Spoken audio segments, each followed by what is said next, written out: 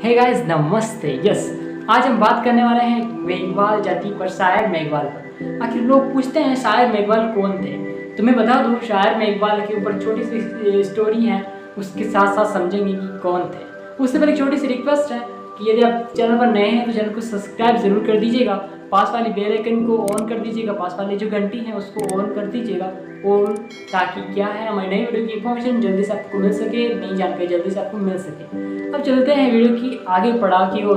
तो कुछ इस तरीके से शुरू होती है शायर मेघवाल की कहानी कि सर्वप्रथम क्या होता है कि राजा एक राजस्थान की पोखरण जगह, जैसलमेर में पोखरण करके एक जगह है, वहाँ पर क्या होता है कि जो वहाँ के जमींदार थे राजा अजमल सिंह तंवर, तो वहाँ क्या हुआ करता था कि उनकी शुरू में कोई संतान नहीं थी, तो वो भगवान विष्णु का काफ़ी बार प्रार्थना किया करते थे कि ईश्वर हमारे लोग, दूसरे लोग हमारा मुंह देखना पसंद नहीं करते हैं, यदि हम रास्ते में जाते हैं तो वो हमें देखकर मुड़ जाते हैं। इस तरीके से कुछ बातें हुआ करती थी। तो उन्होंने कहा कि आप फिक्र ना करें कि हम, द्वारिकाधीश ने कहा कि हम स्वयं आपके घर पे अवतार लेंगे।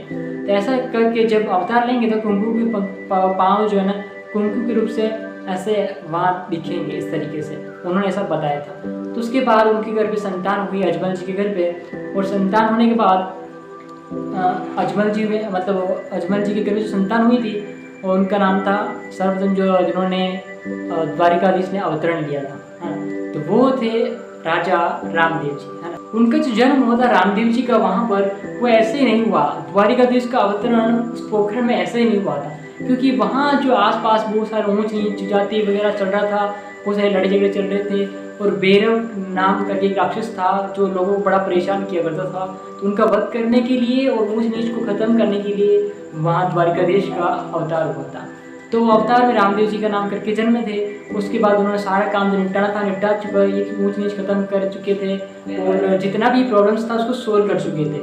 और साथ ही साथ क्या होता है कि लास्ट पे भैरव राक्षस को वध कर दिया था उन्होंने। फिर बाद में सब कुछ काम खत्म करके समाधि ले ली थी, जीवित थी। उसके बाद डालीबाई ने उससे पहले ली थी, एक दिन पहले समथिंग ऐसा कुछ माना जाता है, जो उनकी धर्म बहन थी। साथ साथ सब कुछ खत्म हो चुका। उसके बाद अजमल जी जो थे, जो रामदेव जी की पिताश्री, तो वहाँ उनके जो घोड़े वगैरह थे, तो शायर जयपाल मेघवाल करके एक व्यक्ति था जो उनकी घोड़ों की देखभाल किया करता था। तो वहाँ से शायर मेघवाल करके वो नाम चल पड़ा, जो अभी तक चल रहा है, इसलिए उन्हें ही कहा जाता है शायर मेघवाल।